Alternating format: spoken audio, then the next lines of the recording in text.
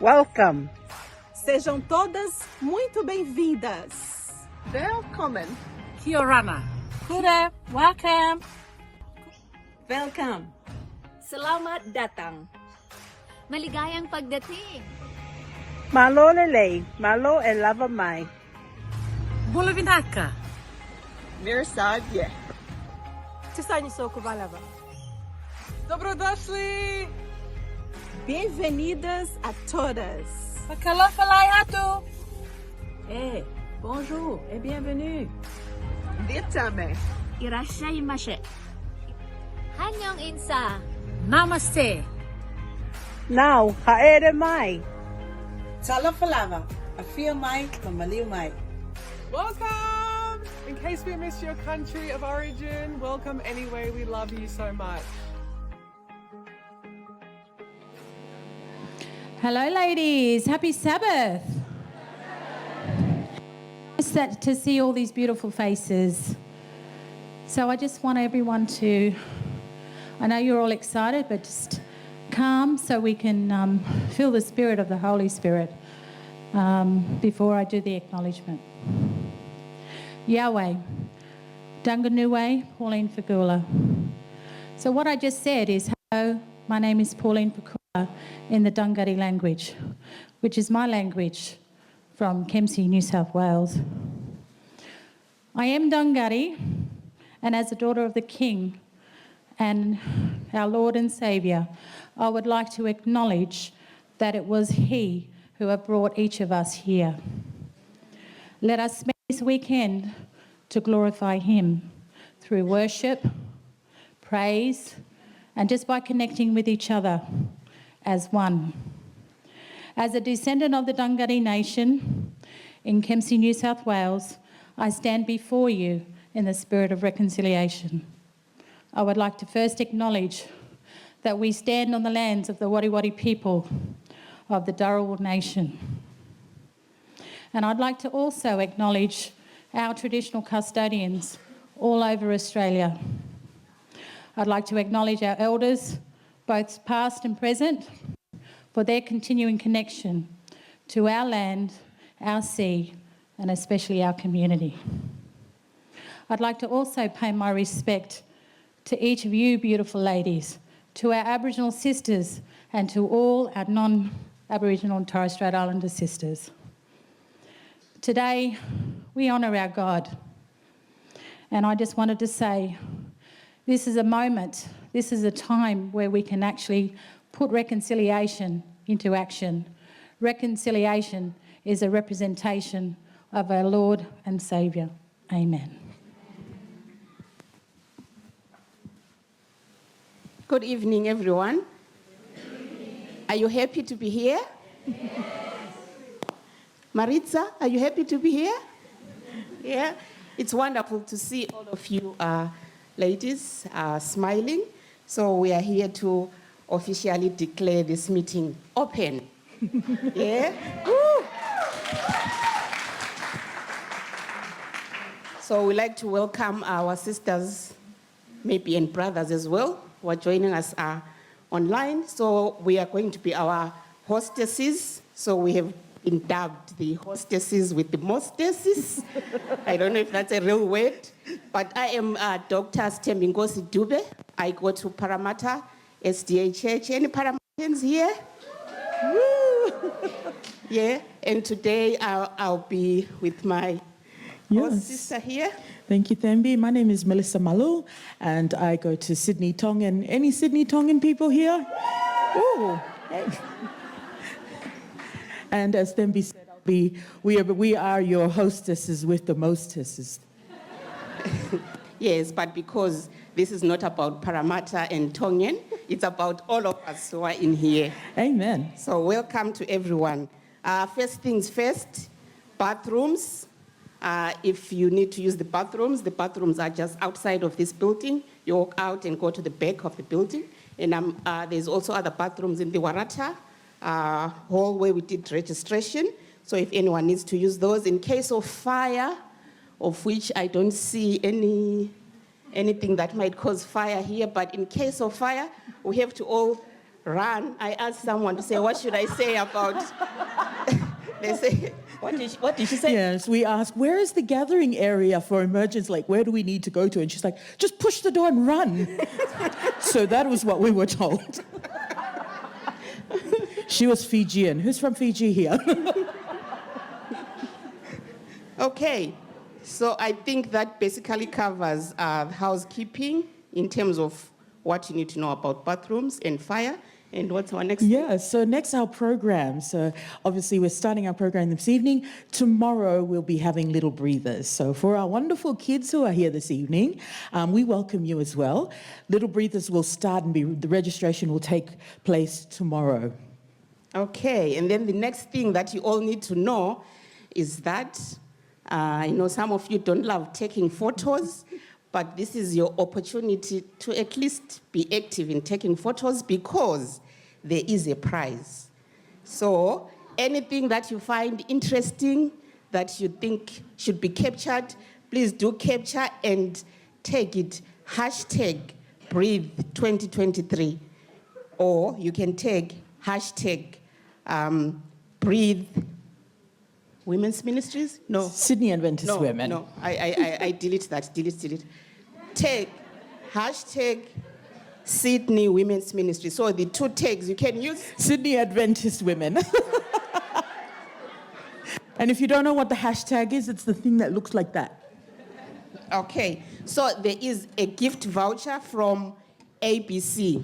So this could be something that can help you buy that book that you've always wanted to buy or buy goodies. So please take as many photos as you can and post them on social media. Yep. All right. So if you had a week like myself where Satan was working really hard, just putting so much in my mind, throwing hurdles here and there, and I'm just so grateful to be here this evening. I think both Thembi and I had a chat outside. If you've had one of those weeks and you're just relieved to be here, welcome, welcome. We also encourage you to leave all of that, take it out of hand it to God, leave it at the cross, open up your hearts, open up your minds, allow some space for the Holy Spirit, because this weekend is going to be packed with inspiration. And, you know, it's just wonderful to come together as women to worship and honor our Heavenly Father. Yes, ladies, so we invite you to be renewed in Christ. Amen.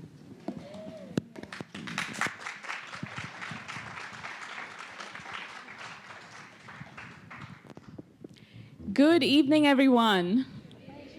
How beautiful it is to be here. I don't know about you, but I've been so excited about being here all week long. It didn't seem like I was going to be able to make it, but my friend Liska, she made sure that I'm here today. Are you happy to be here? Yes. Can you turn to the person next to you and say, let's breathe, sister.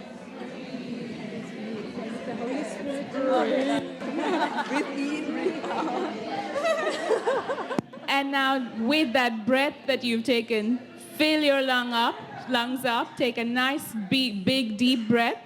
And with that breath, let's stand and sing our first song in exaltation of the maker of this universe. He is exalted.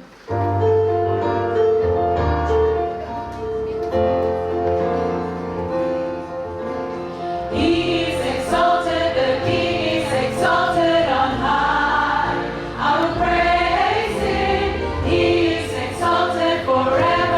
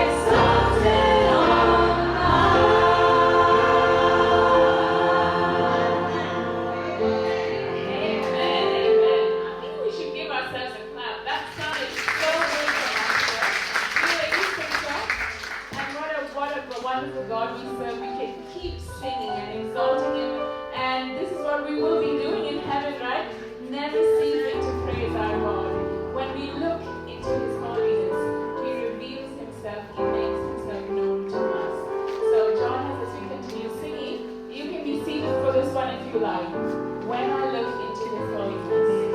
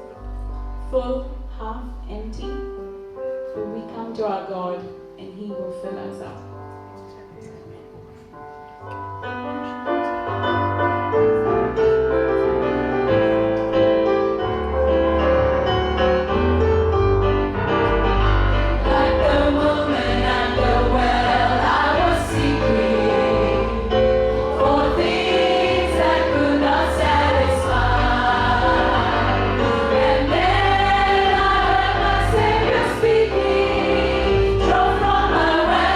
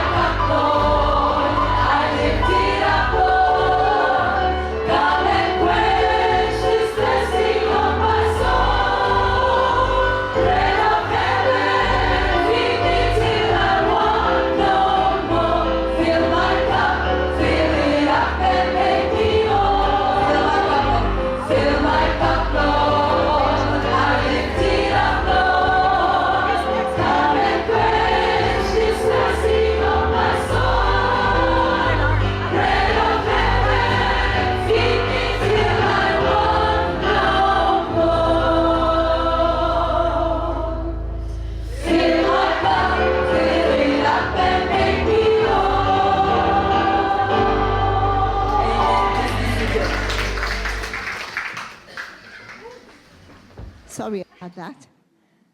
So just before we pray and worship God in prayer, I'd like to invite the Adventist women prayer team to join me up here. Ladies, as you see this group here, we represent an even bigger group of women who have been praying for you all through the year, but especially in the last 40 days.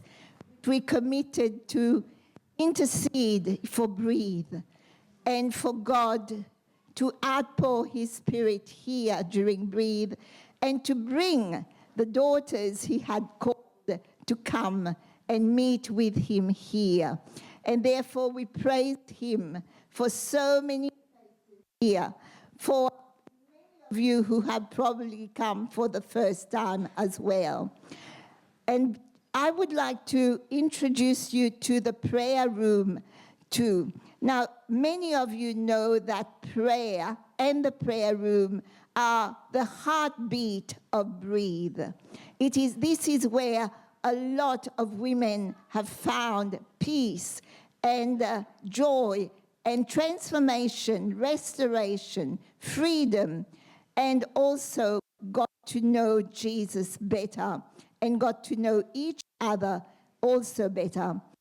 Now this year, Robin, who has faithfully been our prayer room organizer for many years, is stepping down, and we welcome Evelyn, who has stepped into her place, and together they've done an incredible job in putting bringing to you a very interesting but also spirit-filled prayer room. And I just want to invite Evelyn to tell you a little bit about what you're going to see and to do in that prayer room. Welcome, everyone. So, as our sister Red say, the prayer room is the heart of this program here, this breathe. So you want to breathe, go to the prayer room, and we can breathe. We're going to have 4 stations there. The first one is a Lord's glory. When you enter there, we're going to see a shining cross, and you're going to praise your glory to the God. So you're going to find the little note sticks and write your glory to God, your praise, and we stick on the wall near to the cross. The second is the artistic one. We're going to express your prayer through the art. You have painting pads and papers, and you're going to painting your prayer. And the third one, it's transformation. All the transformation that God make in your life through the year, like the caterpillar to the whole transformation to a butterfly. So this is the transformation that God make in your life through the whole year, and you're going to express praying or writing your prayers. The other one, it's adoration. Thank you. Adoration. We're going to see in the room, we have a little perfumes. We're going to smell the perfume. And you're going to think when Mary Magdalene, she anointed God, Jesus' feet. And you're going to see, you're going to pray, and you're going to write your prayer, thanking God for all the good things he did in your life. So this is the prayer room for this brief. Wonderful, isn't it? So this prayer room is open 24 hours, all through Breathe. You can go there when you can't sleep at night. You can go there at any time to paint, to write, to smell, and to shine. Let the glory of God shine. As well as that, as you know, at 5 a.m. on tomorrow, on Sabbath, and on Sunday, we have a time of prayer and anointing. And this time we're making it a little bit different. There won't be just anointing. These prayer warriors will be there pray with you as well. You have a special request, someone you're praying for to come back to Jesus, or a need, of prayer, please come, not just at 5, which might be too early for some, but from 5 to 7. Come at any time, either to pray or to be anointed for you particularly.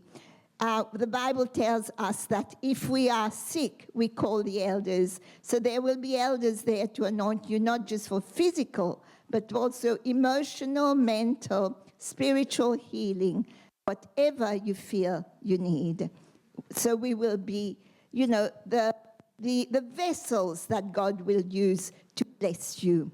So please bow your heads now as we invite and commit, breathe to God. Our loving, faithful, almighty Father God, as we have sung, we've come to the well of living water.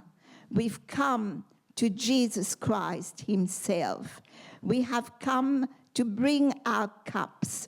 Only you know the level of the living water in our cups, whether it is almost drying out, whether it is overflowing or half full. We say together, fill our cups, Lord. We lift those cups up to you, and we pray that this Breathe Conference will be a time when we are all filled with your Spirit, with your love, with your joy and your peace, so that there won't be anyone going home on Sunday with an empty cup.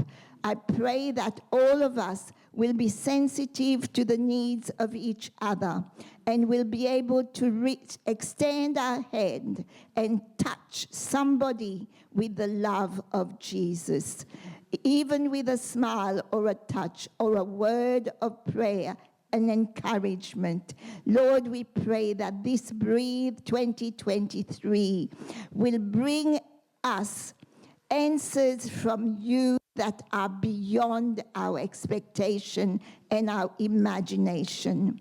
We pray for hearts that will see and experience Jesus like never before, that he who is lifted up will draw each one of us right unto him, touching his heart, seeing his face, and hearing his voice.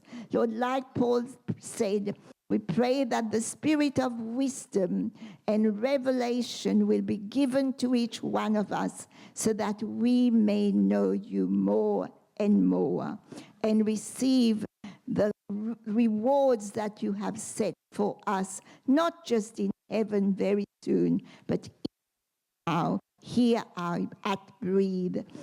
Pour out your blessings. Do not hold back, dear God. Let nothing prevent you from shining your light, from filling the cups, and from blessing your precious daughters who love you. In the mighty name of Jesus, we pray. Amen.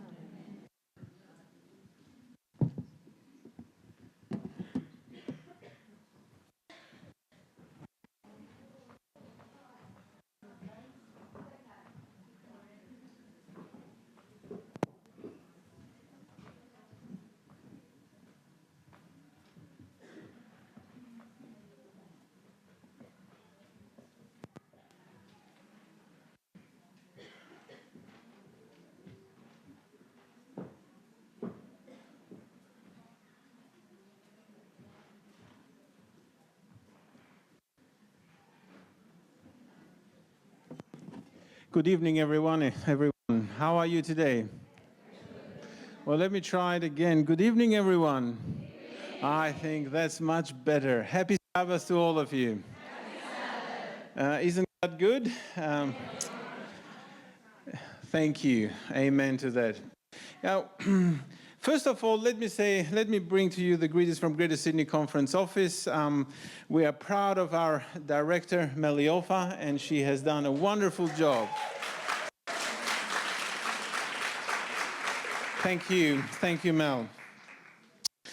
How many of you can remember the 5 focus point that we have in our strategic going forward as Greater Sydney Conference? This is I'll test Meliofa as the director. She will remember, but I'll because it's Sabbath, I'll give her a break, you know.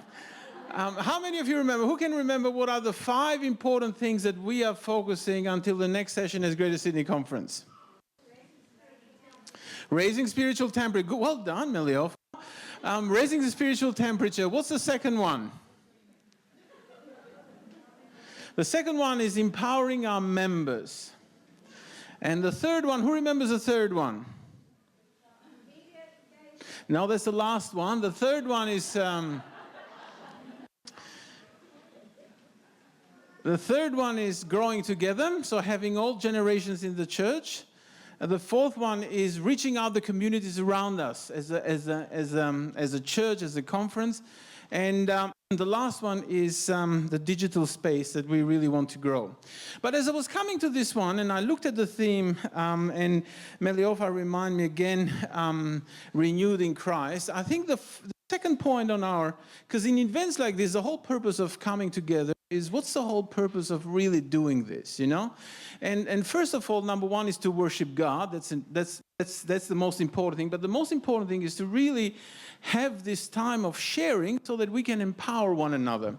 But how do you empower? I mean, this is a big question for every pastor in the field. How do you empower your members? I mean, it sounds good and it sounds exciting, but how do you do it in practice? This is where things get a little bit tougher and difficult.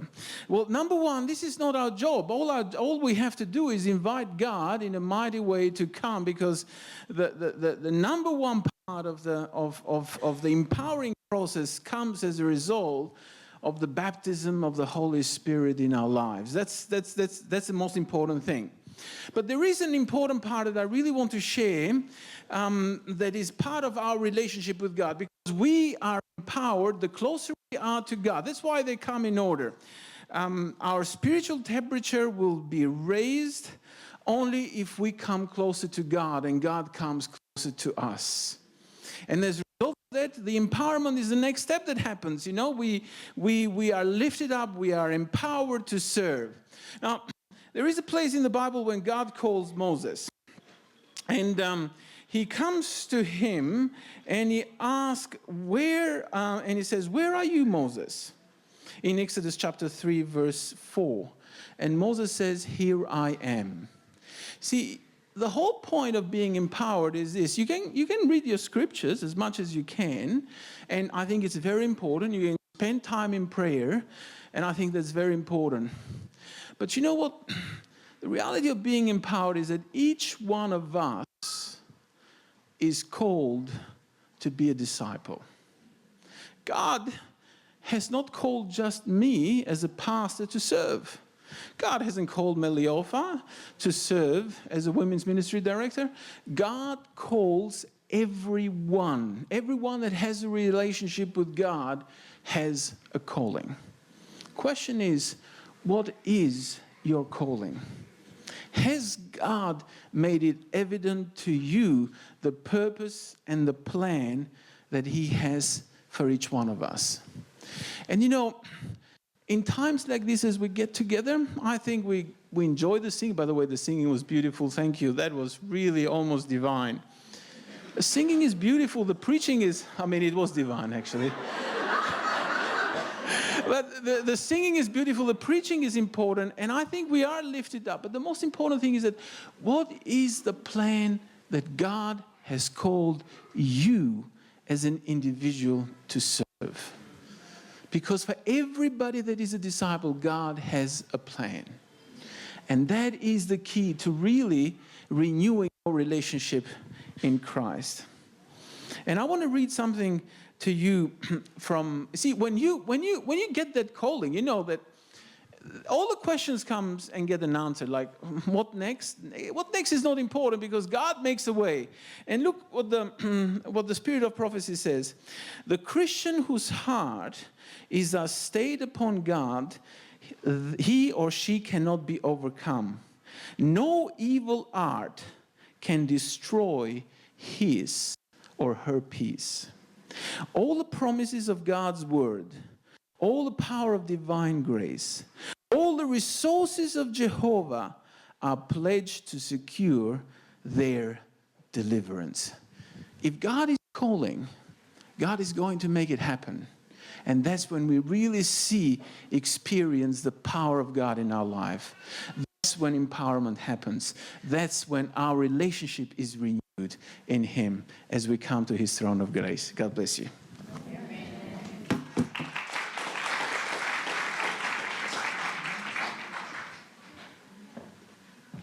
Hello, everyone.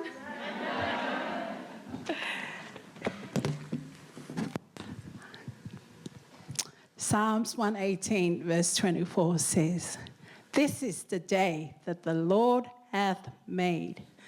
Let us rejoice." He doesn't say, "Let us be sad. Let us be charitable." But he tells us, "Let us rejoice. And let us rejoice and be glad in it." Good evening and happy Sabbath. My name is Mele Ofa, and I'm in the Women's Ministry Director for the Greater Sydney Conference. It truly is a wonderful privilege and an honour to be here standing in this place. A year ago, it's gone by so fast, and a year ago when we were first introduced, I can't believe we're almost to the end of the year. And I count it as a blessing to stand before you all today. And as we gather to celebrate the journey of faith and growth that has been the hallmark of our women's ministry throughout this year, I'm going to copy prayer ministry, and I'm going to ask my team to come up as well. This is unplanned, but let's go with it. Come on, team. I need you too. I invite the team to come up to the front as well. I just thought of that now, to be a copycat. I want to acknowledge God, our Saviour, our Father, our Deliverer, for the abundance of blessings that He has bestowed upon women's ministries this year. I wouldn't be able to do it without God. Standing here, it's been a roller coaster, a lot of tears, a lot of memories, a lot of trials, but along the way, God has been present. And I give Him all acknowledgement and none for me. Also like to thank my beautiful advisory team, our beautiful advisory team for amazing and abundant blessings that they are to me. It's been a roller coaster as well for the team. There's been challenges, and I'm just so blessed to have this beautiful team of ladies coming together to be here this evening. I also want to acknowledge our Women's Ministries Director for AUC, Sylvia Mendez, and also our chaplain, Adrian Benson-Townsend, who's on her way from Japan. She'll be arriving tomorrow. Acknowledge you both for taking time out of your time that you would spend with family to be here today. I want to acknowledge our president, my boss, President Alvin. Thank you, Alvin, for being here this evening. It means the world to me that our president of the Greater Sydney Conference is here today. I also want to give thanks to Pearl, my colleague, North New South Wales Women's Ministry Director, and former Greater Sydney Conference Director. Who would ever thought I'd be standing here, Beryl? Only God knew that. I must also give acknowledgement to our South Pacific Division guests, Dr. Dita and also Dr. Geraldine. And I was thinking about it, wow, we have AUC, SMD, and GSC here tonight. Amen? Amen? Thank you so much to all of you for your time to sacrifice to be here this evening, for our women, for our children, and everyone present. And I want to acknowledge all of you beautiful ladies. Thank you so much. All power to you all. Because if you weren't here this evening, I think I will just be talking to empty seats. So we give you all acknowledgement for your time to sacrifice to be here. And as I mentioned before, this year has really surprised us. And as we reflect upon what has happened, we see a tapestry woven with moments of joy, triumphs, and even the trials that brought many tears, as I mentioned before. There were moments when our plans didn't unfold as we had expected, but there was also moments where there was incredible highs, such as our United Night, where we had over 500 amazing women attend. Amen? Coming together in unity, not for us, but for God. Also, another highlight of this year was our Hope Stays initiative.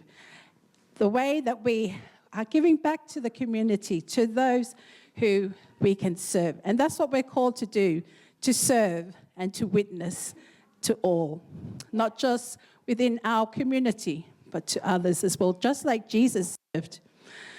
And in every challenge we faced, he offered encouragement, inspiration, motivation, and the strength to carry on. 1 Peter 5 verse 7 says, "Cast all your cares upon him, for he cares for you." It's a promise that we've held on to in the midst of uncertainty and setbacks. So today, I want to encourage you all to cast your cares upon Jesus. Leave your worries behind, and let's refocus our hearts and minds on God. Let the Breathe Conference be a place where we can be renewed in Christ, drawing from his abundant strength, hope, and love. In the words of Isaiah 40, verse 31, "But those who hope in the Lord will renew their strength. They will soar on wings like eagles, and they will run and not grow weary. They will walk and not be faint." So as we embark on this journey together, sisters and brothers and children, let us not be faint. And as we, repeated that. And as our spirits are filled and our faith deepened, let's focus on God. For in him we find the ultimate source of renewal.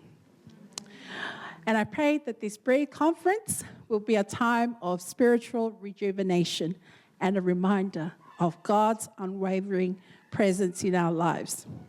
Thank you for being here today, and may our time together be a blessing to all. God bless you all.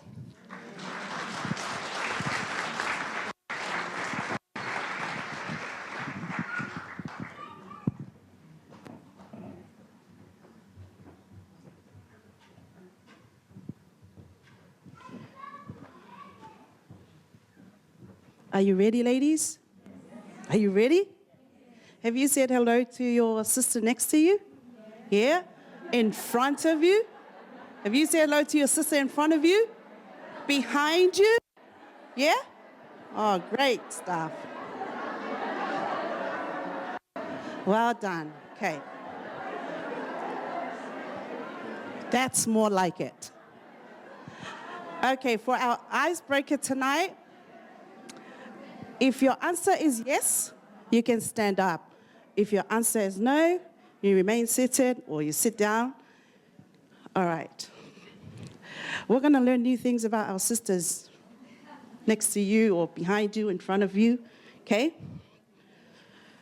So, who here has a preschooler? Let's give a hand of applause to our mothers with preschoolers. Well done, ladies. Thank you for making it tonight. Who here runs? Who here wants to? One? Runs. Like Erenita, you run too, yeah? Who here slept more than 6 hours last night? Oh. Not many of us. Wow. Who here knows how to sew? Yeah? Beautiful. Who here has a calendar on their fridge? Yes, well done. Who here doesn't like coffee? Oh, you drink coffee? Okay. Who here ate cereal for breakfast? Who here did a load of laundry today? All of us. I was expecting everyone. Who here works part-time? Who here has children in high school? Who here made their bed this morning? Did you make your bed this morning? Who here prefers bath over shower? Yeah? We all deserve a bath, eh? Who here works full-time? Wow, let's give a hand of applause to all those wonderful women. Who here knows how to play an instrument? Yeah? Who here is a teacher? Yay, we have teachers. Who here is caring for for an elderly parent? Let's give a hand of applause to those wonderful ladies for taking care of our parents. Who here prefers salty over sweets? But not too much, ladies. Who here is a crammer? Crammer? Let's give a hand for our crammers. Yay! And who here is ready to breathe? Well done, ladies. Thank you.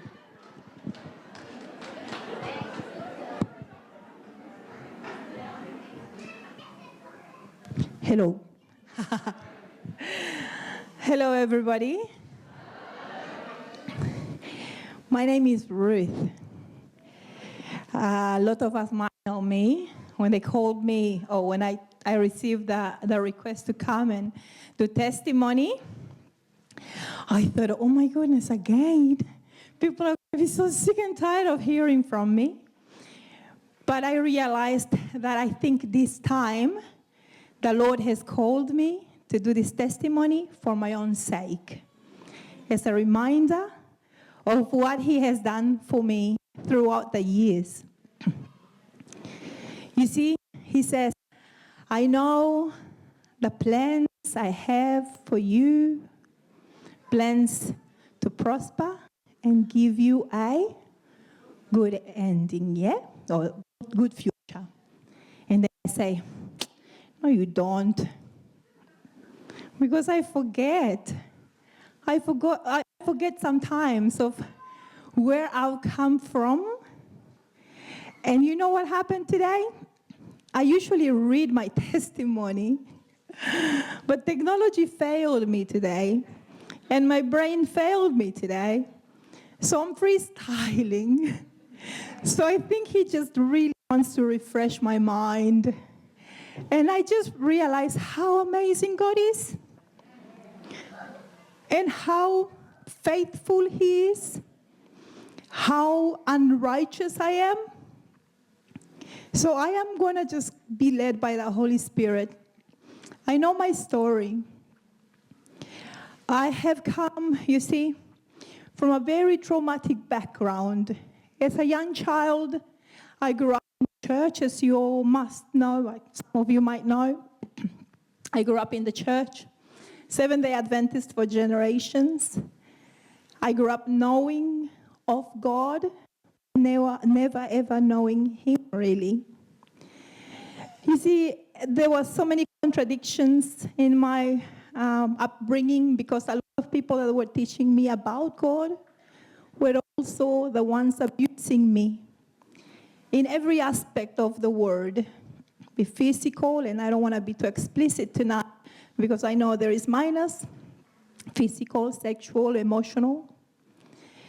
And that has created a lot of confusion in my head regarding who God is, who the people of God are, and whom to trust. So I had issues with trusting people, trusting God, trusting myself as I grew up. So as I grew up in an environment where I knew abuse. I was used to it. When the abuse didn't happen, it was very rare to me. As a teenager, once again, it was like I had a target on my back that said abuse me. In one occasion, as a result of that abuse, I fell pregnant. When I disclosed that abuse to a trusted person in my family, I was told to give the child for adoption. Then off I went and moved on in life, got married. Marriage without God fails, or marriage because you married the person just because you want to make things right with God, and because we want to push the will of God, trying to find that right person, failed. And I was angry. I was angry with life. I was angry with God, and I was questioning everything about God. And in the end, I renounced to God. I ended up promising myself that no man was going to ever touch me for free ever again. And that led me through dark paths. That led me to the adult world. That led me to drugs. That led me to actually one day servicing men. I was being fed drugs. And at one point, these men that I was servicing were feeding me the drugs, and they were telling me, you know what, with everything that we just fed you, you might as well drop down dead here. We will leave, and no one will ever know who the heck you are. I was put in a dark room so I can just wear off the drug. And at one point, I questioned God. It's like, who are you even, you know? Why am I even here? It was a dark room. It was concrete. I was wearing whatever I was wearing, and there was ledges of concrete around me. And all of a sudden, I said to God, if you are there, if you heal me and you help me, I promise you I'll go back to church. A voice came and said, while I was standing up, hold on to the ledge of the wall. So my brain just told me to go do that. Oh, sorry, 5 minutes. Okay, I'll cut it short. I didn't know how long I had. So I held on to that ledge. And all of a sudden, I started having an overdose, a seizure, like a short circuit in my brain. And then I kept on holding on. And then I realized that, okay, someone spoke. If I fell backwards, I would have cracked my head open. I would have probably died or been injured really badly. Anyhow, true to my promise, I ended up going to church that Sabbath. I did not want to go to any traditional churches because of the way I looked, because I thought I was going to be judged. So I went to church in the fields, kind of community church, where I was welcomed and not even looked at twice, even though I was looking a little bit disheveled. I was welcomed there, and I was welcomed, and I heard about a program called Pathways, which is a set of prayers where people intercede for you while you pray, and you actually present all your things, everything that you're dealing with, to God. I thank these prayer warriors that helped me bring those things to God, helped me renounce to a lot of things that I have allowed me into my life. I opened so many doorways to the evil one, and I needed to renounce to them. I have then continued with trying to look for other work, because after doing the prayers, I was never allowed by God himself to go back to that world and praise him for his grace, because I was physically stopped by him. I do understand the time, but I need to say this. I need to share this. And I will just break the 5-minute gap there because I need to say this. I was looking for work. I was delivering resumes everywhere, looking. And at the same time, I was just angry at God and saying, I have come to you. You have not allowed me to go back to what I'm doing so I can make money. I am behind on rent. My car doesn't have radio. I'm driving an unregistered car. I have been stopped by the police. I lost my license, and I have $30 in my wallet to live for who knows how long. So off I go, because I haven't got licenses anymore. I haven't got a car. Off I go, because at that point I was having huge migraines, which I now know are withdrawals from the drugs, because I was not able to touch those drugs anymore. The Lord will tangibly stop from doing anything. I go and to the bus stop, and someone just gave me the amazing idea, because if I got migraines, there is this candling treatment that takes pressure off your head and you will be healed. So off I go with my last $30 to the bus stop, and I used to writing letters to God. And so I started writing letters, and I said to him, how come you are calling yourself God, being that you are so cruel? You have never heard me in my whole life. You don't ever hear my prayers. You have never heard me from when I was a child. And look at me now. I'm coming to you, and I'm worse off. So off I went. I folded my little letter. I put it in my bag. And off I go to the place to get the treatment. During the treatment, the guy tells me, lay down. I'll go prepare the candles or whatever it is, or the wax. And this is something that I needed to be reminded of, because for some reason I kind of forget.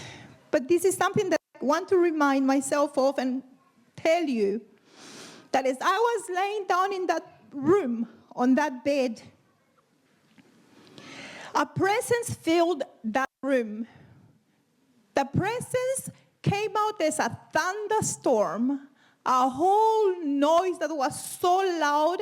And I can only compare, I don't know if you all heard, to the roar of a lion. So strong and so powerful that my whole body understood who it was, even though my mind did not comprehend.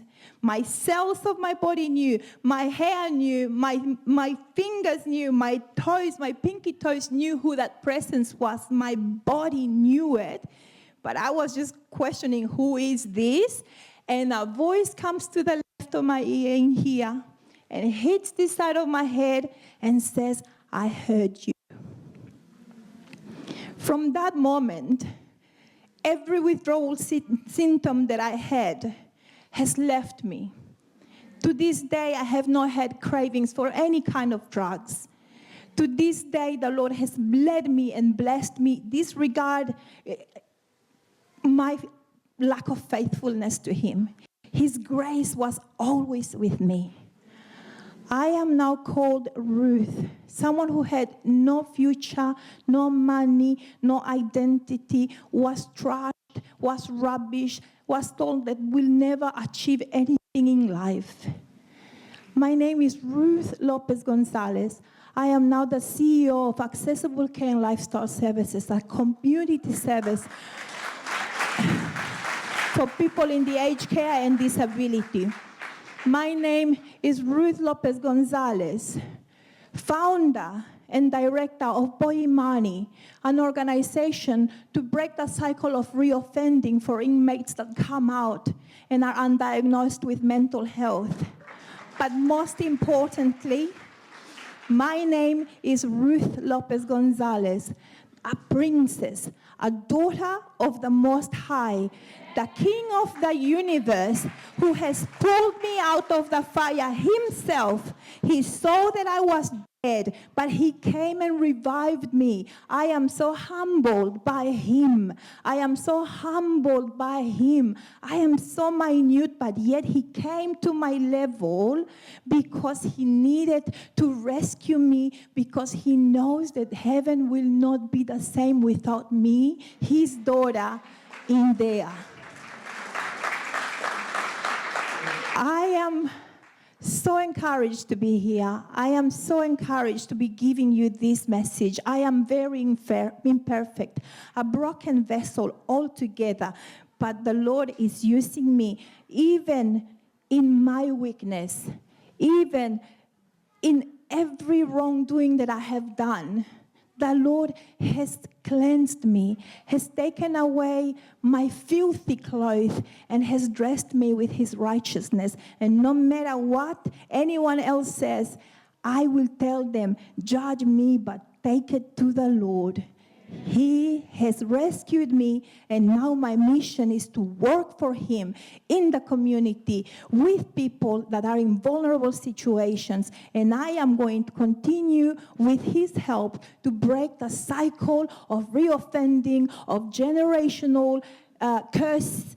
I will continue to work for the Lord. And this is my reminder to you that if you have gone through anything that I've gone through, and even more, you have a purpose, and your purpose is with the Lord. No matter what you've been through, no matter what you have done, no matter what they have told you you are, your identity, my identity is in the Lord Jesus Christ. Amen.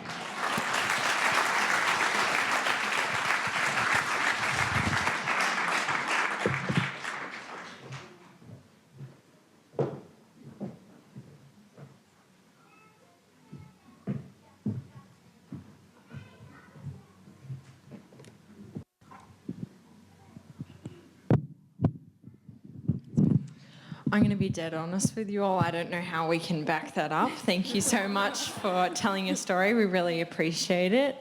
My name is Abby. This is Tasma and Tia, and we're here to sing you a song called Church Pew. We really resonate with the words of this song, and we hope that you resonate with it as well. So please enjoy.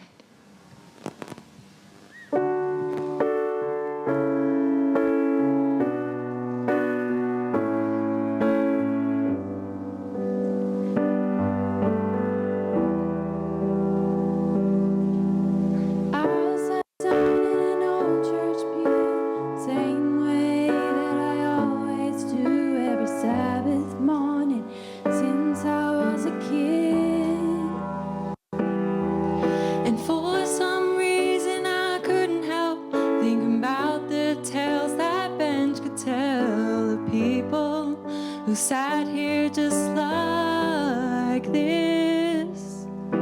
People full of faith, people full of doubt, people all just trying their best to figure it all out. Church pews, they've got stories, they've got so much that they've seen. The best of saints, the worst of sinners, and every bit of in between. We all come for different reasons, but Lord knows we all need Jesus, and He's always saving room for me and you. Right here in this church pew.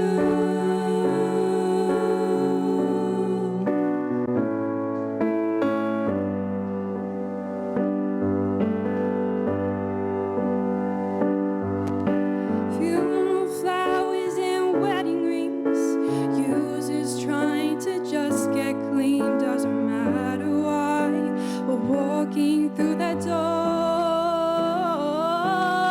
and those echoes of amazing grace keep on ringing through this place and leave us different than we were before.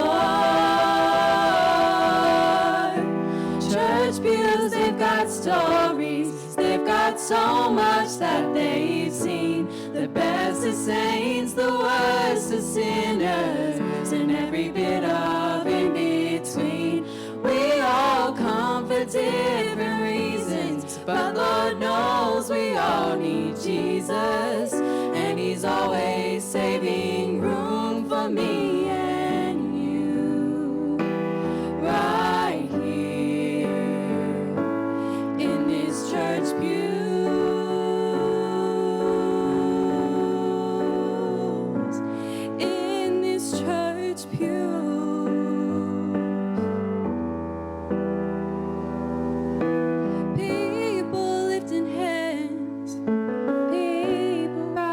near, the beautiful and broken, all are welcome here.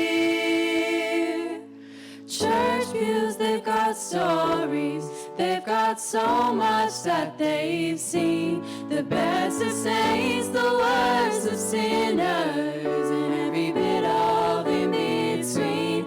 We all come for different reasons, but Lord knows we all need Jesus, and He's always saving room for me and you. Right here, right here, in this church pew.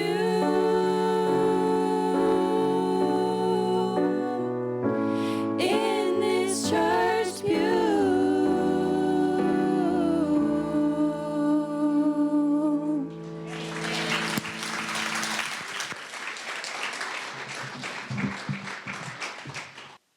Can we hear another amen? What a beautiful message and song. And Sister Ruth, what a beautiful testimony. Thank you for sharing that with us and inspiring us with the message. It's my absolute blessing and honor to introduce our guest speaker for this evening, the Women's Ministry Director for the Australian Union Conference, AUC, Pastor Sylvia Mendez.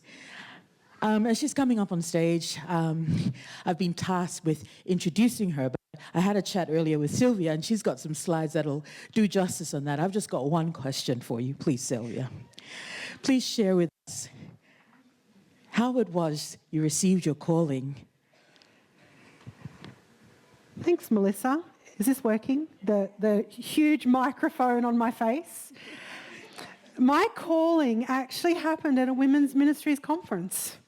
So I was at the Victorian Women's Ministries Conference in 2010, and the speaker that we had, her name was Alicia Patterson. She had been talking to us throughout the weekend, I suppose, on I can't even tell you, because, you know, it's superseded by the call that came. But on the Sunday, she invited us to just get together in pairs with the people around us and just pray for each other. She'd given us some questions on things we could pray for. And one of them was, the three questions were, what is God calling you to? What do you need to do to get there? And how long will it take? And so as I prayed, I just had this strong impression that God was saying, I want you to work for me. I want you to work for me fully. And I didn't really know what that meant. And I'll be honest, even when I enrolled to do ministry and theology, people would say, so you're going to be a pastor? And I'm like, I don't know. I just know this is what God wants me to do. So that's where it began. So I think Women's Ministries events, I'm just super passionate about them. And I think that they are an amazing place where empowerment does happen. And I love what Pastor Alban shared, that this is a space to be empowered. Without further ado, I am going to pray. Thank you, Melissa. For you, and we'll continue. Father God, you know our hearts. You know where we're at. You know what we need, Father God, and we open up our hearts, Lord. We pray that you'll come down, meet us where we're at, Lord. Fill us with the Spirit as we delve into your word. Lord, during this wonderful weekend, breathe and draw closer to you as we lay down all our burdens, Lord. Take time out to just embrace you more, learn more. Father God, please bless us. Amen. Amen.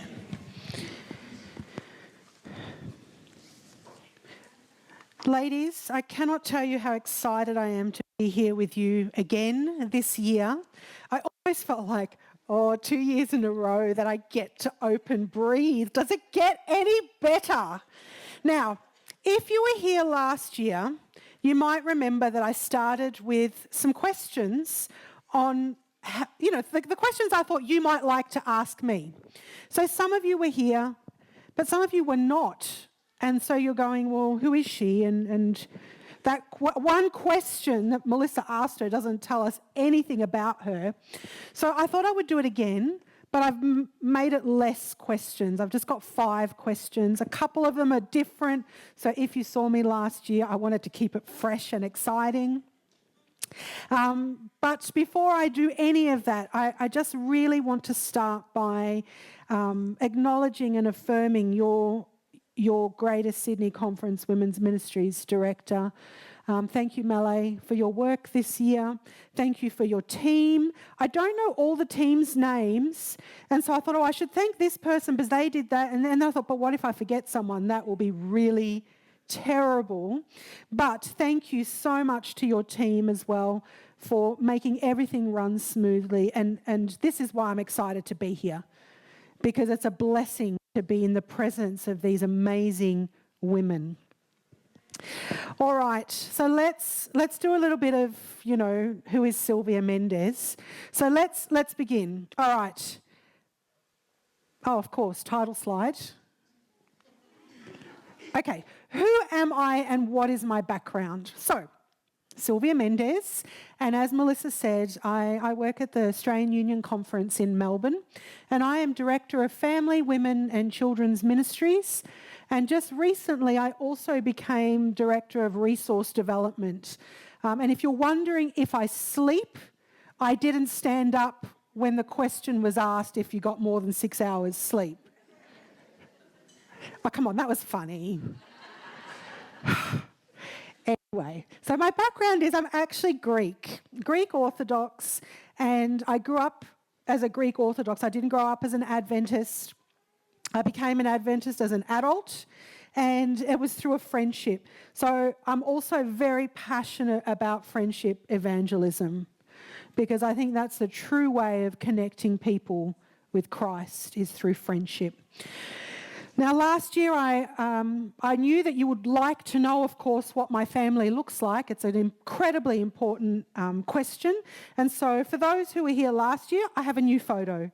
This photo was taken just about, July 29. How's that for specific? And I know because it was a really special day, it was actually the day of my commissioning. And so my family had come to celebrate, and this is just after the commissioning. And we just had the most wonderful, wonderful day. So I know that I should be in the picture, but I took the picture, so it was hard for me to be in it, of course. And it's so rare, because when you've got adult children and they're having their own life, it's so rare to actually get a picture of all of you together. Like, it's just... and they pull faces, especially my eldest daughter, and she's kind of pulling a face, that face of just get it over with. You can just see it in her eyes. She's about to snap. But my eldest daughter, she's going to be 23 in just a couple of weeks. My youngest daughter, we're rocking the same hairstyle. Did you notice? She hates it. Especially when I haven't straightened my hair, because we've got the same curly hair. And so it's like, it's embarrassing, Mum. Anyway, she's 20, and I just love my family to bits. They make me laugh. All right, if I could travel anywhere, now this question I did put up last year. I'm just curious, who was there last year? All right, do you remember the answer? Does anybody remember where I would want to go? It's really random. I reckon Beryl definitely knows, and I heard her say it. So if I could travel anywhere, I would actually travel to this little island. It's a little Greek island. It's called Samos. And even though I said it's a Greek island, the big landmass that you see is not Greece. It's actually Turkey. It's that close to Turkey. Just underneath Samos, just out of the shot, I think, is actually Patmos. And it's the island where my dad lives. And the top view of the ocean is the view from his balcony. So why wouldn't I want to travel there, right? Down the bottom is one of the beach shots. Actually, I'm really sorry, there's an Athens shot there, but I'm happy to go there as well, of course. And just a nice picture of me enjoying the life of living on a Greek island. That is where I would travel anytime, any place, at the drop of a hat, especially if someone pays for the airfare. All right. This is always a good question because have you ever had people who, like they preach, they go, oh, this is my favorite Bible verse. But then 10 seconds later, there's another Bible verse. Oh, this is my favorite Bible verse. Or you have people you talk to and it's like every verse they say, oh, this is my favorite.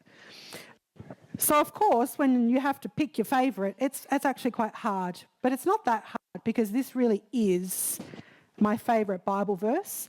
And we're going to see if I mention that at all through the rest of this evening. See if you catch me out. But this is my favourite Bible verse. It's found in 2 Corinthians chapter 4, verses 6 to 7. And it says, I can't read it because the writing's too small, so it's not helpful. For it is God who said, let light shine out of darkness, who has shone in our hearts to give the light of the knowledge of the glory of God in the face of Jesus Christ. And this is my favourite part. And I'm going to paraphrase it in the Sylvia version. I am a crumbly clay jar. Imperfect, broken vessels, as Ruth said. And yet, I get to hold the most amazing treasure. This is why I love this verse. Because it reminds me every time that no matter how broken and crumbly I am, God still chooses to put his treasure inside me. All right, I have one more question, and here it is. That's a good question. I'm sure you all wanted to know the answer to that, didn't you? I know you're thinking it's a strange question. Especially seeing as tonight we're talking about rekindling our faith in Christ. But I actually want to talk about tables. And you'll see that there is a connection. And so I want to tell you about my favourite table, which is my table. It's my table. It's in my home. It's such a good table. My daughter even painted it for her Year 12 VCE art project a couple of years ago. She decided to do an abstract. I have to tell you, I used to think abstract was kind of a waste of art until I watched the process. Because she had to take a photo first. She had to create the composition, put the flowers in the right spot, find the seat. Actually, I took this photo as well. I took the photo, she sketched it out, she drew it layer upon layer, the paint went on. But I love that she used our table as her Year 12 project. But I love my table, and I love it not just because it has a purpose, it's useful, it's somewhere to sit. And I don't just love it just because of the food, though that is a big part of why I like sitting at the table, as do we all. But what I really, really love about my table is the people that sit around it. And I love the conversation that takes place as I sit at that table. I love the relationships that have been nurtured and strengthened and deepened as I've sat around that table. I love the learning that has happened, whether it be teaching my primary school children how to do maths, which I didn't know how to do. It's very complicated. Or whether it was having Bible study or worship time. I love sitting around the table because we get to lean into each other. And what I really love is the time. We're having Christmas at our house this year. And my youngest daughter, who's a huge organiser, has set up the Google sheet so we can start mapping out the menu and who's going to bring what. And next to that, of course, is the shopping list of all the ingredients we'll need to buy. Last year we had to actually buy an extra fridge for Christmas because we love having people at our table. And we love having epic food at our table. But you know what? For these things to happen, for the food and the people and the conversation and the relationship and for all of that to happen, do you know what's required? Intentionality. Intentionality. So let me ask you a question. Do you find it easy to invite people to your table? And I'm not talking about food, okay? Though that is good, like I said. Don't get me wrong. But I'm talking about special time. I'm talking about that building relationships around the table. I'm talking about the conversations that take place, the deepening, the strengthening, the nurturing, the investing with those who you are sitting with. I think one of the biggest challenges we have when it comes to sitting at the table is that we're busy. Like I could have just gone, so who's busy? Stand up. That was the icebreaker. And that's the question that gets everyone standing. I think it was the washing the clothes. It's like, I didn't wash clothes today, but if you'd said, are you busy? We all feel busy. And sitting at the table takes time. Maybe you're hoping someone will invite you to their table instead. Do you realise that God has an invitation for you? Did you know that God sets a table for you? Did you know? In one of the most beautiful and well-known psalms in Scripture, we find this little tiny sentence just in the middle of it. And I want us to just read that psalm now. We could read just the one sentence, but it's a short psalm and it's a beautiful psalm. And the minute you see it, you're going to go, of course, right? So let's read it. Is that too small, the writing? A little bit. The Lord is shepherd. Read it with me. I shall not want. He makes me lie down in green pastures. He leads me beside still waters.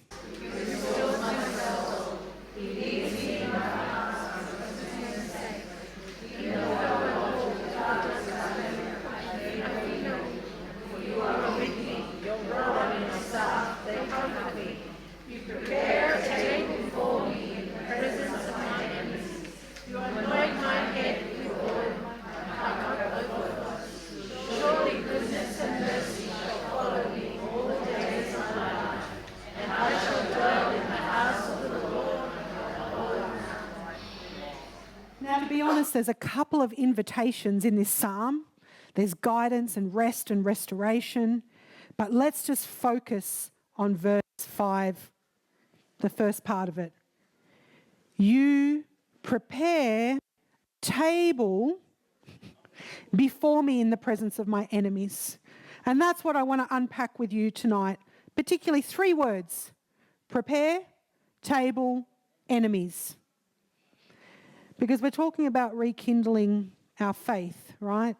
And I think these 3 words are really important. So let's see. Let's see what we can learn. And I'm going to start with table. Now, I told you I was Greek, so if we were preaching from the New Testament, I would feel so confident right now about saying this word. But I'm not, but I'm going to do it anyway. And I don't know if anyone's going to know if I said it wrong anyway, right? So the Hebrew word for table is sulhan. And this table, it's just a table, right? But even though it's an everyday, simple table, there's something quite profound about the table. Because at this table, God wants to spend time with us. Now, table hospitality, maybe you've heard that term before.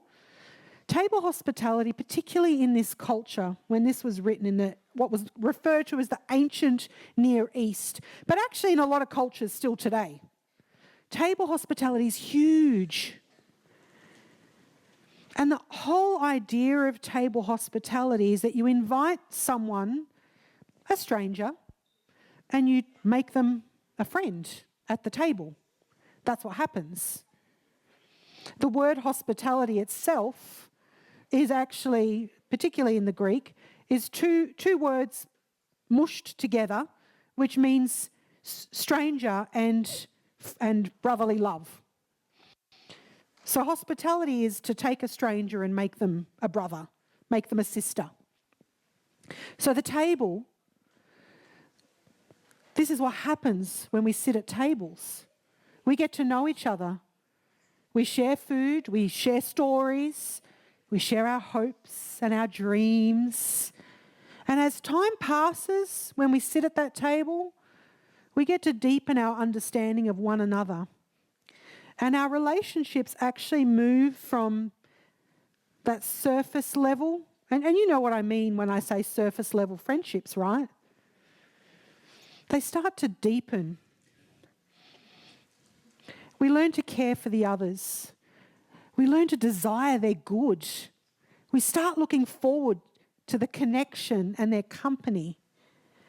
And God has prepared a table for you to do exactly that.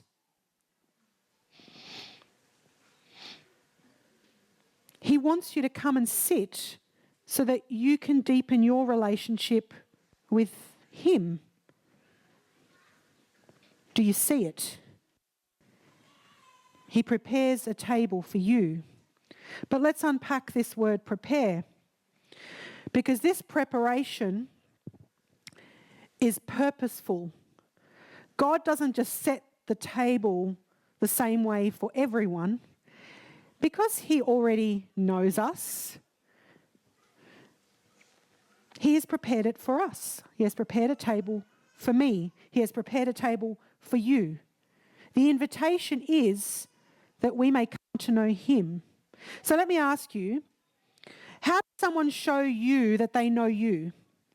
How does someone show you that they care about you? Now, God knows if I come to His table, fruit, delicious. Pineapple, one of my favourites. Mango, absolutely. Oranges, bit messy, but the flavour is amazing. And He also knows that just for that sweet little treat, I love choc chip cookies. But He also knows, can anyone see this? Yeah, right? Gluten-free cookies. Because He knows me. And He knows He can't just give me the regular cookies when I come to His table, because I'll be unwell. So I get the special cookies because God knows me. When I go to someone's house, guess what they serve me? My special food. Often I'll get a call. Hey, can you eat this? Hey, I'm cooking this. Are you going to be able to eat this? Is this going to be okay? God knows my likes and my dislikes because He created me. So when God is preparing a table specifically for me, it is personal. And when someone goes to special effort for you, how does that make you feel? How does that make you feel when you know someone has gone above and beyond just for you? Just for you. Just for you. But let's go deeper, because this word, prepare, when you look at it, and I love concordances, it sounds like an old-fashioned word, but it's what it really is that it's every time a word appears in the Bible, you're able to go and see where else it appears. A lot of the time it's translated a different way, so you get to see a broader meaning of the word. So this word, prepared, actually more often it's translated as equipped, arrayed, lined up, ready for, take up your positions. That's interesting, isn't it? Because actually this prepare word, when you look at it in Scripture, is more of a battle word, a warrior, soldier word. It's a form up lines, it's get your armour on, it's get ready, get equipped, which all of a sudden makes much more sense Because I could have gone, why is God preparing this table in the presence of my enemies, right? But you notice the word prepare all of a sudden now makes sense. So what do you picture when you picture an enemy? What's the first thing? Like, you know, what's the first thing that comes to your mind when you hear the word enemy? You think of a person or you think of Satan, but there's something like, I guess you would often say something human. If you've had beef with someone, if you've had, argument with someone, oh, they're my enemy. But once again, as we dig deeper into this word, enemies, we find the word, sometimes it's translated foes or adversaries, enemies, but we also find this word is translated as harassed, troubled, afflicted, hostility. Here's an example, Numbers 33, verse 55. If you do not drive out the inhabitants of the land from before you, then those whom you let remain shall be as barbs in your eyes and thorns in your sides. They shall trouble you in the land where you are settling. So the word enemies here is translated trouble. But, barbs in your eyes and thorns in your side, that does not sound like fun to me.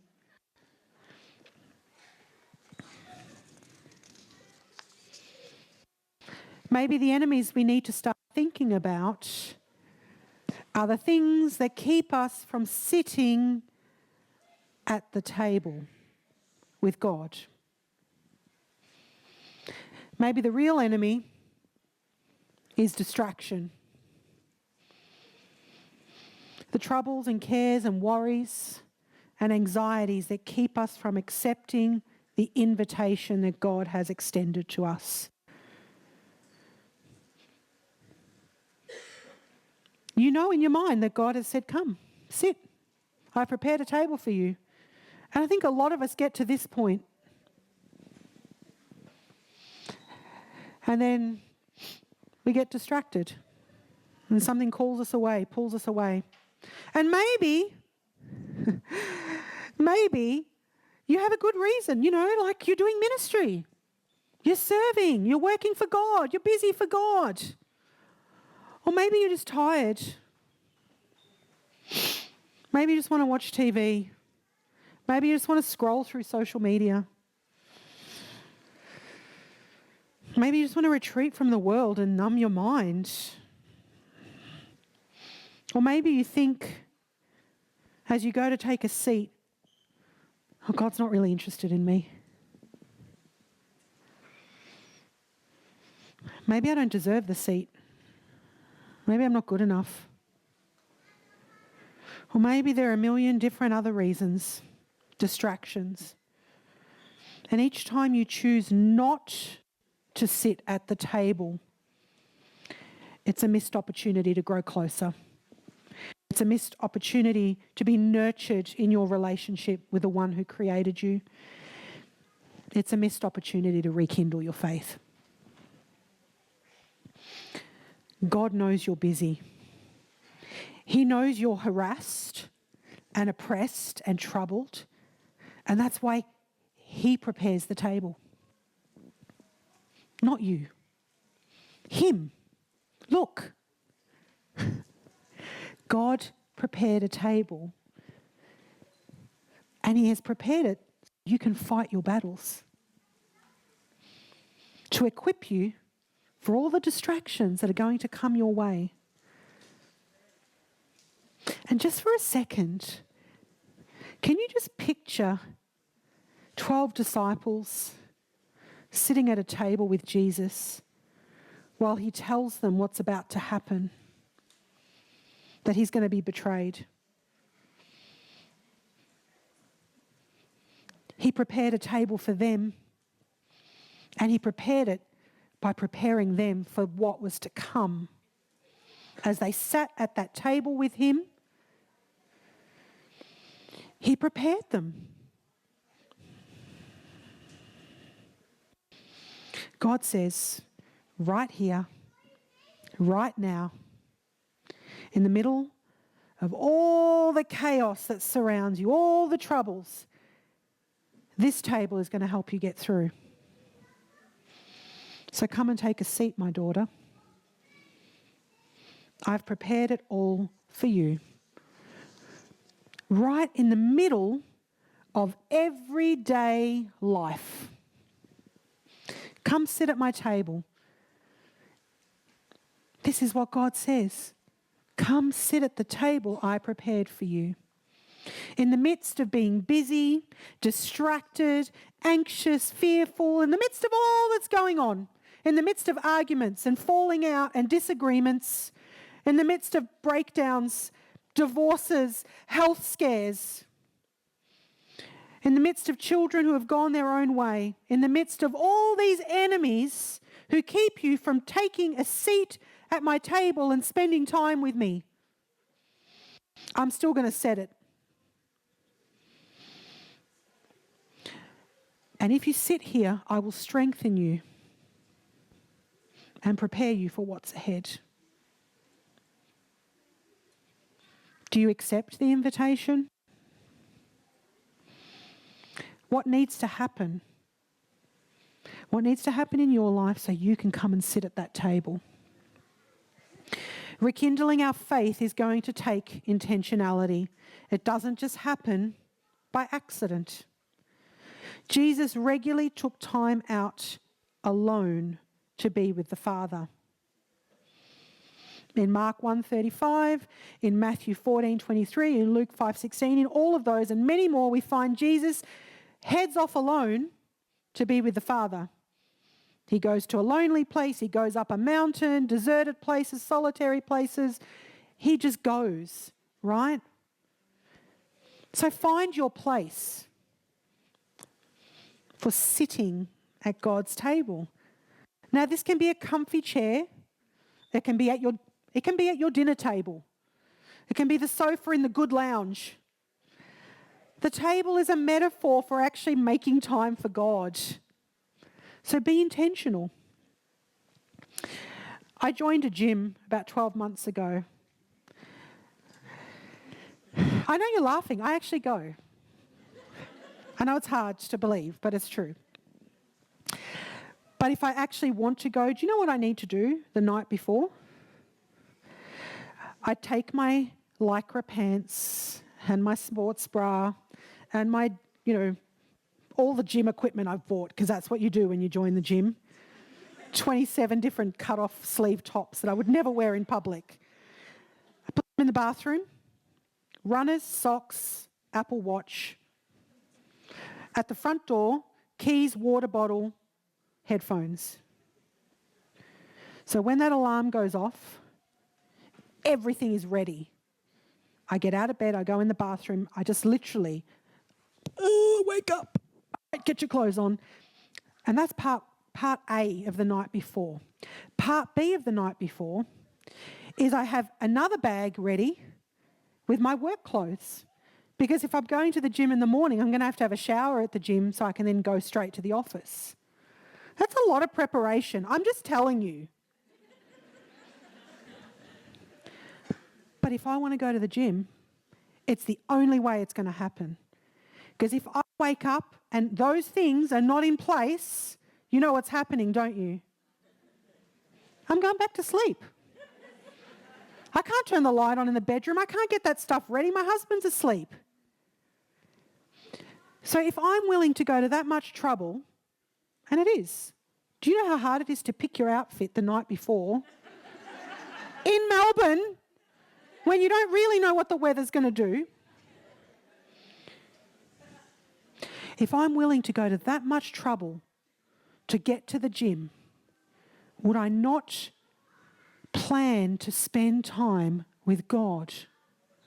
Would I not go to the same amount of effort to sit with Him?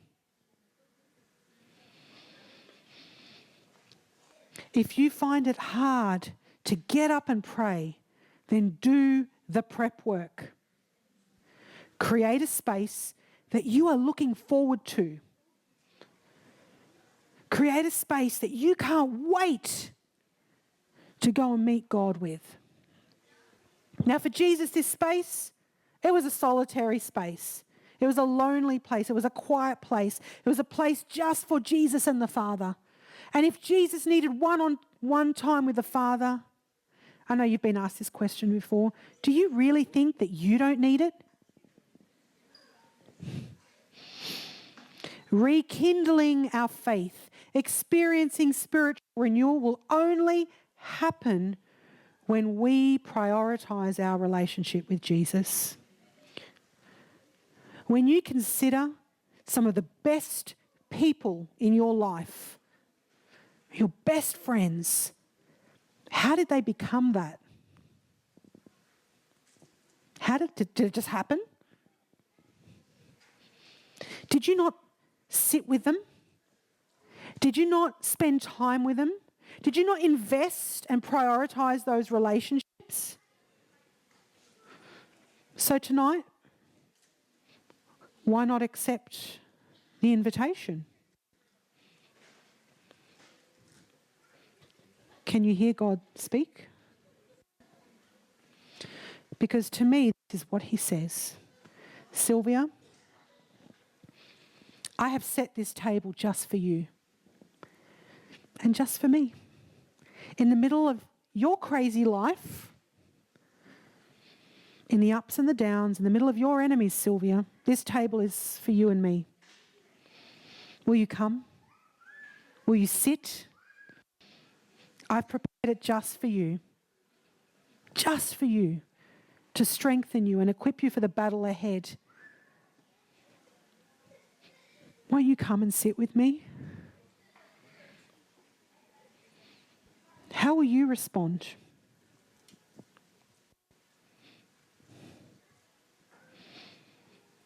Psalm 27, verse 8 is my response. Come, my heart says, seek his face. Your face, Lord, do I seek. Your table, Lord, I will sit.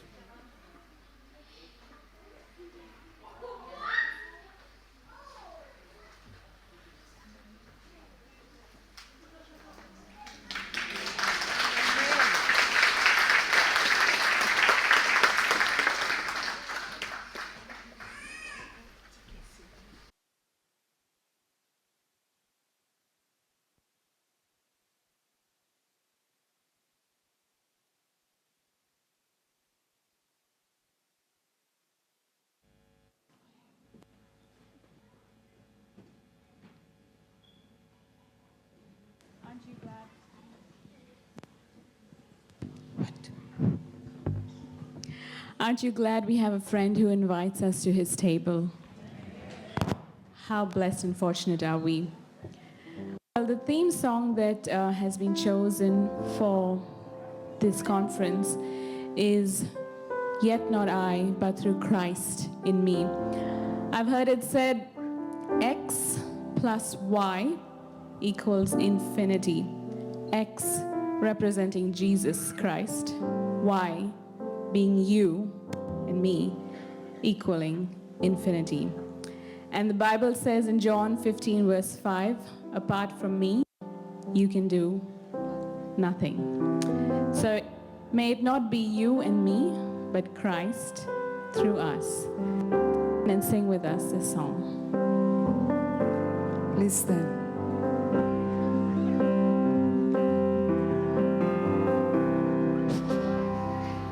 What gift of grace is Jesus my Redeemer? There is no more for heaven now to give. He is my joy, my righteousness and freedom, my steadfast love, my deep and boundless peace. To this I my hope is only Jesus.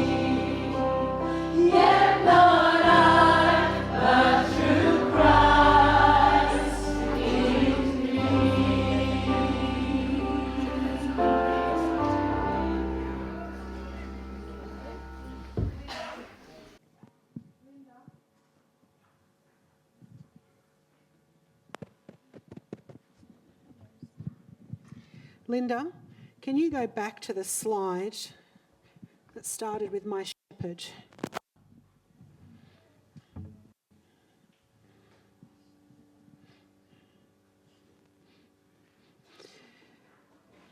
The Lord is my shepherd.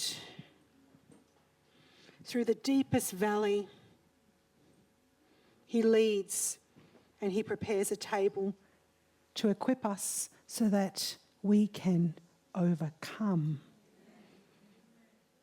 He is the one who prepares the table. Let's pray. Loving God, thank you so much that you are our shepherd, that you guide us and lead us and restore us and provide the method for rekindling our faith as you prepare a table for each and every one of us. In the middle of our everyday, crazy, busy lives, you say, come. Come and take a seat at my table, because the enemies are going to be there. They will distract, they will discourage, they will be everything that keeps me and you apart. But in the middle of all that, this table will equip you to handle those enemies. Come and sit at my table. Lord, it is my prayer tonight that every one of us will accept your invitation, that we will see you, that we will hear you, that we will respond to you, and that we will be transformed by you, by being in your presence. Thank you.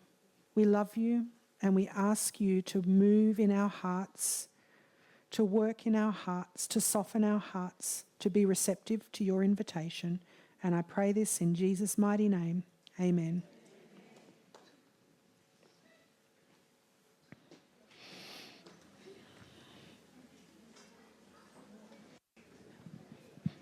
Thank you, Sylvia. Please say amen if you are blessed by the message this evening. Come on, more intentional than that. Thank you very much, Sylvia, for the beautiful message. Thank you to New Hope for the music. Now, we've got a little saying that we want to start off this evening, and we'll take it through the whole weekend. And it goes, of course, with our theme. So I want you to be intentional. And you know what? I'm going to invite you to stand. Stand up. And I'm going to say, you know, when I talk to my nieces now, they've got all this attitude and I don't know, with these flickings and all of that. So we're going to do that, right? And I'm going to say, I'm renewed in Christ. And you're going to say, wait. And you're going to say, you better tell somebody. All right? And then I'm going to say, you better tell somebody. And you're going to say, I'm renewed in Christ. All right? We got that? All right, let's try. I'm renewed in Christ. You better tell somebody. I'm renewed in Christ. Yeah, thank you. Awesome job. You can sit down now. We've got announcements. Wow, wasn't that beautiful? How many of you have already been renewed? Nah? Yeah, you have to put that renewometer.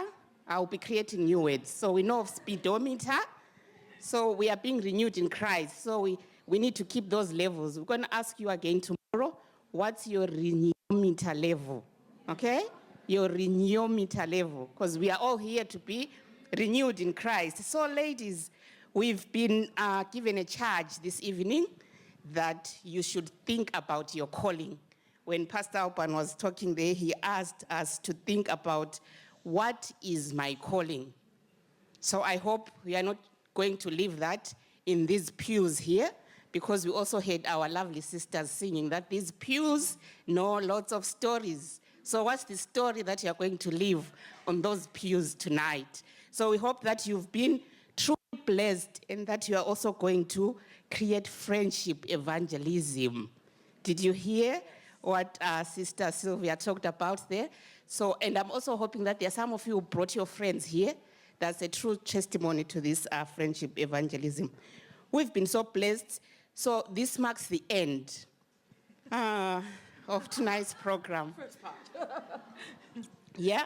So we are just here to tell you about what's happening next. So I'm sure some of you are feeling a little bit hungry. So we have some refreshments. We are not just here for the spiritual, we are also here for the physical here. So we have some physical refreshments. That is our dinner, the Australian dinner, supper.